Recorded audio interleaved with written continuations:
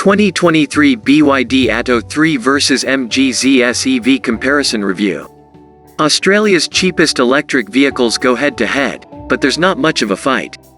It's getting easier and cheaper to join the electric vehicle revolution. The entry point for a new electric car in Australia is now $45,000, and the competition for a spot in your driveway is intensifying thanks to the intriguing new, and very cheap, BYD Atto 3 electric SUV. Fresh off the boat from China, BYD, short for Build Your Dreams, is one of the many upcoming Chinese car brands either eyeing off or just arrived in Australia. A small SUV built on a dedicated electric vehicle architecture, the Atto 3 is the first BYD model on general sale in Australia. It seeks to steal market share from the also Chinese-made MG ZS EV that has been on sale in Australia since late 2020. Recently facelifted, it remains Australia's cheapest electric vehicle, but that's only after a $2,000 price drop, to keep below its new $44,381, before on-road costs, BYD foe. Both of these high-tech small SUVs offer cut-price electric motoring for about the same price, but they're far from equal. We drove them back-to-back to find which is the best value way to go greener on the road. Pricing and features. The BYD Atto 3 extended range we have on test is $47,381 before on-road costs. It uses a 60.4 kWh battery pack powering a front motor with front-wheel drive. There's a standard range Atto 3 with a 49.9 kWh battery that is $44,381 before on-road costs. Our MG ZS EV Excite test vehicle also uses a front-mounted motor powering the front wheels and features a 50.3 kWh battery. It costs $44,990 drive away. Both cars also benefit from electric vehicle incentives depending on your state, so be sure to do your own research as you can save thousands of dollars. The basics. Each offers a long list of standard equipment with no notable omissions, although our Atto 3 test lacked Apple CarPlay or Android Auto.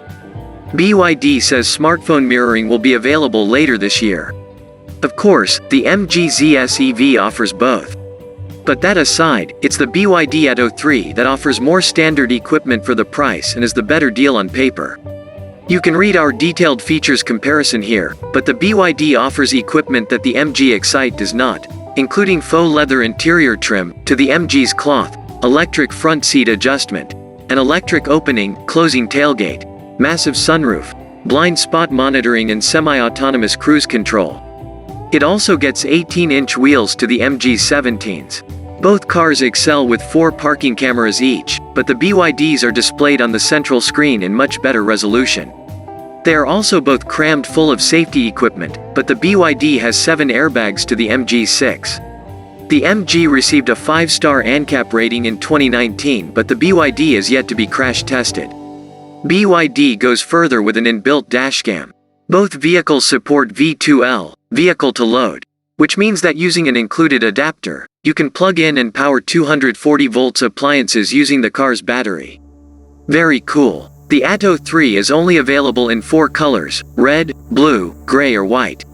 The white is standard, but the blue, red or gray is $700 extra. You can only get red on the extended range variant, and only one interior trim is available, which is a slightly daring, gaudy blue and gray, possibly not to everybody's taste. Standard paintwork on the MG ZS is white or black. For $700, you can have yours in blue, red or silver metallic. With 8 speakers versus the MG's 4, the BYD has the better audio system both on paper and in practice.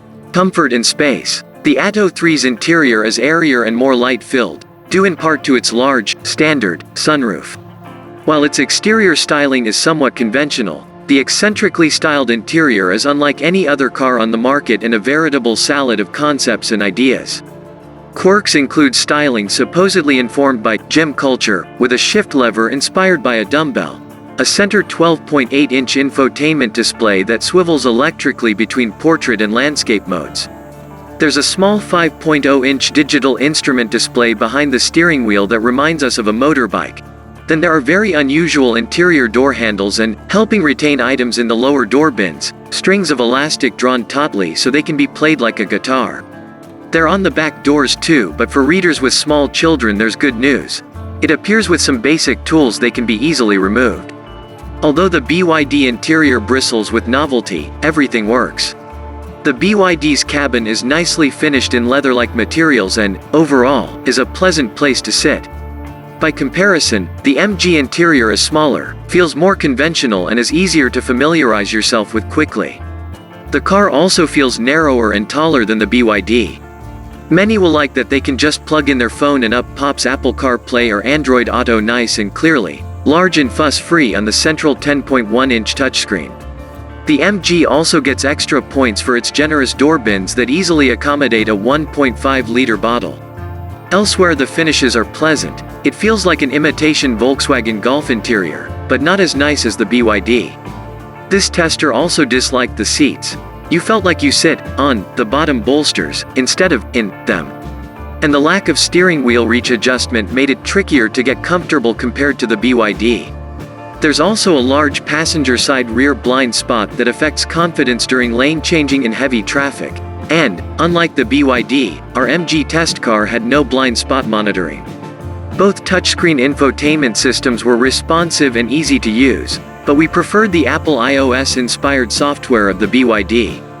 Both cars put some of the air conditioning controls within a menu on the touchscreen, which is a bit annoying.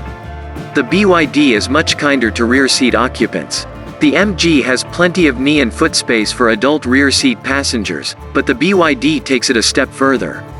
Rear seat passengers in the MG get 2 central AC vents as well as USB-A and USB-C outlets, but unlike the BYD miss out on a center armrest with cup holders and rear reading lights. You also get map pockets in the back of the BYD's front seats. The MG has none. The BYD feels roomier in the back thanks to the giant sunroof and fully flat floor, where the MG has a little transmission tunnel. Overall, the BYD's rear seat is just better. In practice, the MG's boot, with its slightly lower floor, could hold more gear more easily. BYD claws back points for its standard, electric opening, closing tailgate, and once you've had one of these on your car, it's hard to go back to an old, manual, setup with gas struts as you'll find on the MG ZS. Neither car offers a front boot under the bonnet. Both have cans of goo, puncture repair kits instead of space saver or full-size spare wheels. Both the MG and BYD have ISOFIX child seat anchors in the outer rear seats. On the road, in almost every situation, the BYD Atto 3 is much nicer to drive than the MG ZS EV. The ride quality is more comfortable, it's quieter and feels more stable at higher speeds. Pushing their dashboard mounted on buttons, both cars start silently or with an audible bong or chime, and after selecting D, move away smoothly and quietly as we've come to like from electric motoring. Both cars are very easy to drive, with light steering, but the MG has the tighter turning circle, making 3-point turns and car park dawdling breezier. The controls in both cars are pleasant, but the BYDs feel a bit nicer, better engineered and more modern. Slightly more mechanical noise emanates from the MG's electric motor under acceleration and regeneration, and you can hear the suspension more than in the BYD. Up to 25 km per hour, the BYD uses an external speaker to warn pedestrians with a loud drone that this tester found a bit odd, like holding down all the wrong keys on a piano at once.